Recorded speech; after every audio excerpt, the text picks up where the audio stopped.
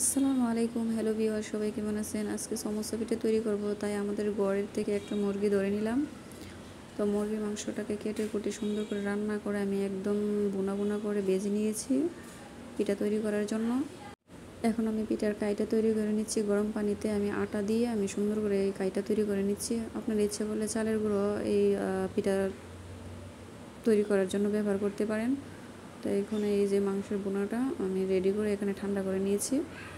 তো এখানে আমি ছোটো করে রুটি বেলে সেখানে আমি এই মাংসের বোনা দিয়ে পিঠাটা তৈরি করে নিচ্ছি। আর এই পিঠাটা তৈরি করার জন্য আমাকে আমার বোনরা হেল্প করতেছে।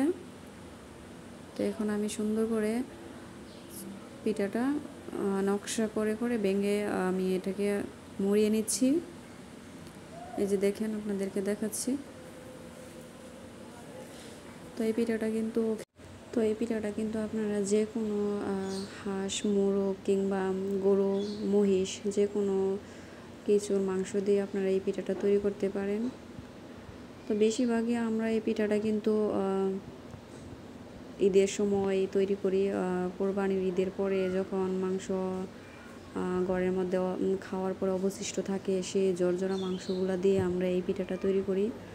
আর ওই পিঠা খেতে কিন্তু অনেক স্বাদ হয়।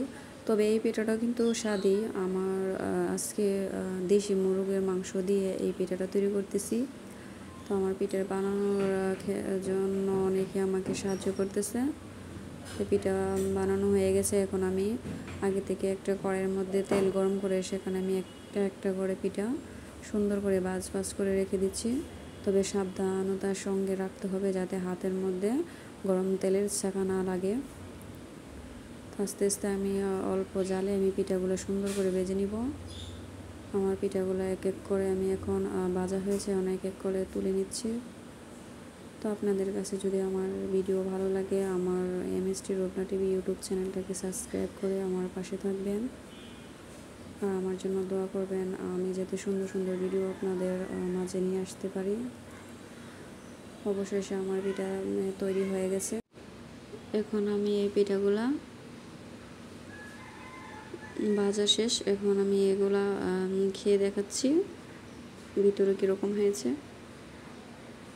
এখন আমি একটা পিঠা নিয়ে নিলাম, তারপরে বিসমিল্লাহ করে কামড় দিলাম, দিয়ে খেলাম।